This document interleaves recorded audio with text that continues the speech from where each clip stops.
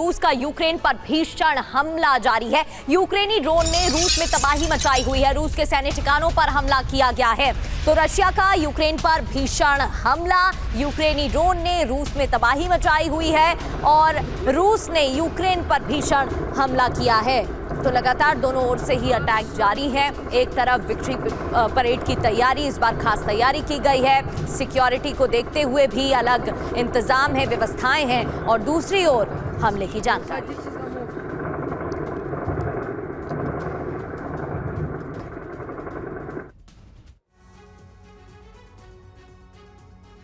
और देखिए, रूस यूक्रेन युद्ध भी जारी है। 4 साल में किसको कितना नुकसान हुआ है, एक नजर इस पर डालते हैं। रूस और यूक्रेन में नुकसान के आंकड़े आपके सामने हैं। रूस की बात करें 10 से 12 लाख सैनिकों की मौत की बात कही जाती है। यूक्रेन की बात करें 5 से 6 लाख सैनिकों की मौत का दावा 4 साल में किया जा रहा है। रूस की बात करें तो यहां पर 24,000 सैन्य वाहन, 24,000 से ज्यादा सैन्य वाहन वो बर्बाद हुए हैं। यूक्रेन की बात करें 11,000 से ज्यादा सैन्य वाहन का नुकसान यूक्रेन को हुआ है। बिल्कुल, और 13,000 से ज्यादा अगर टैंक और बख्तर बंद वाहनों की बात करें तो रूस को नुकसान पहुंचा। यूक्रेन में करीब 5,500 से ज्यादा टैंक और बख्तर बंद वाहनों के नुकसान की जानकारी है। इसके अलावा नागरिकों की मौत की संख्या पर नजर डालें तो करीब 15,000 से ज्यादा नागरिकों की मौत रशिया में हुई है, तो यूक्रेन में 8,000 से ज्यादा आंकड़ा है।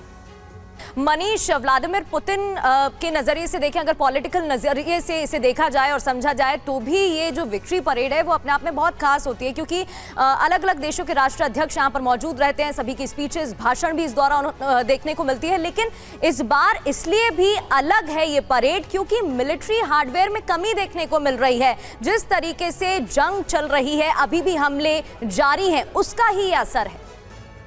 बहुत हद तक तो युद्ध का असर है ही, क्योंकि रूस और यूक्रेन के बीच युद्ध 5वें साल में चल रहा है और युद्ध की वजह से दरअसल आपने जिस तरह से बताया कि वहाँ पर इंटरनेट सेवाएं भी प्रभावित है। मैं ईरान के साथ तो उसकी तुलना नहीं करूँगा, लेकिन ईरान से बस थोड़े से ही हालत बेहतर है, क्योंकि वहाँ इंटरनेट को बहुत स्लो कर दिया गया है। मतलब अगर मैं मॉस्को में अपने दोस्तों से ही बात करता हूँ तो अब वो समय नहीं रहा कि आप व्हाट्सएप पे या टेलीग्राम पर बहुत आसान। ठीक है मनीष, रोक रहे हैं, कुछ तस्वीरें देख लेते हैं। ये देखिए, इस विक्ट्री डे परेड में वायुसेना का प्रदर्शन भी देखने को मिल रहा है। ये देखिए, ये अद्भुत नजारा रूस की तरफ से। मनीष, कुछ कहना चाहेंगे इस पे?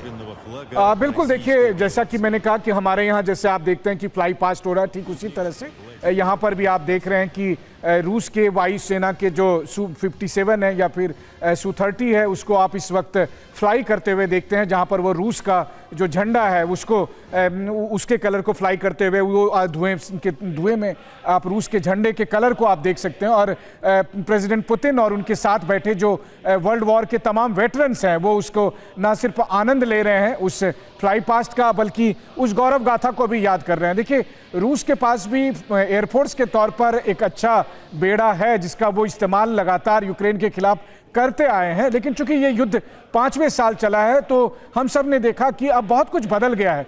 यूक्रेन जैसा एक छोटा सा मुल्क जिसने ड्रोन के जरिए रूस में क्रेमलिन तक पर अटैक किया, हालत ये थी कि इस बार भी ये डर था कि कहीं ऐसा ना हो कि जिस वक्त प्रेसिडेंट पुतिन और बाकी लोग विक्ट्री डे मना रहे हो, उस वक्त यूक्रेन की तरफ से विक्ट्री डे परेड को टारगेट करके। और इसको लेकर भी खबर आ रही थी कि फ्लाई पास्ट होगा कि नहीं होगा, लेकिन हुआ है। ये तस्वीरें हमें दिख रही हैं। जी हाँ, बिल्कुल, देखिए, फ्लाई पास्ट भी हुआ है और मुझे लगता है कि जो ट्रेडिशनल उनके यार्ड्स मिसाइल, सरमत मिसाइल, उनका जो प्रोटोटाइप है वो सब भी वो निश्चित तौर पर इस्तेमाल कर रहे हैं इस परेड के दरमियान।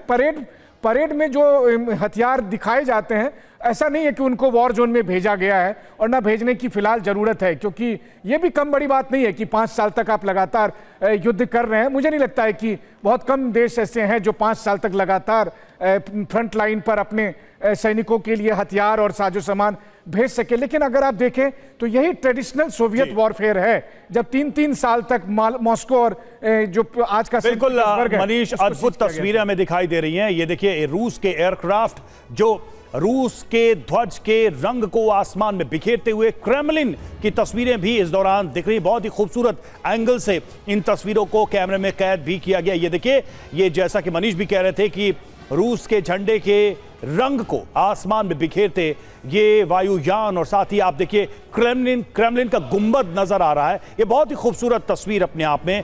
क्रेमलिन जो कि रूस की शक्ति का प्रतीक है, ताकत का प्रतीक है, और उसके ऊपर से रूस की वायुसेना की ताकत दिखाई यहां पर दे रही है। दूसरी तरफ तमाम वेटरन से मुलाकात करते हुए, उनका अभिवादन करते हुए पुतिन आपको दिखाई दे रहे हैं। आज रूस के लिए बहुत बड़ा दिन, रूस के इतिहास के लिए बड़ा दिन, एक ऐसी विजय जो रूस के इतिहास की गौरव गाथा है, और हर पीढ़ी को इस विक्ट्री डे परेड के जरिए उस गाथा को बताने समझाने की कोशिश की जाती है।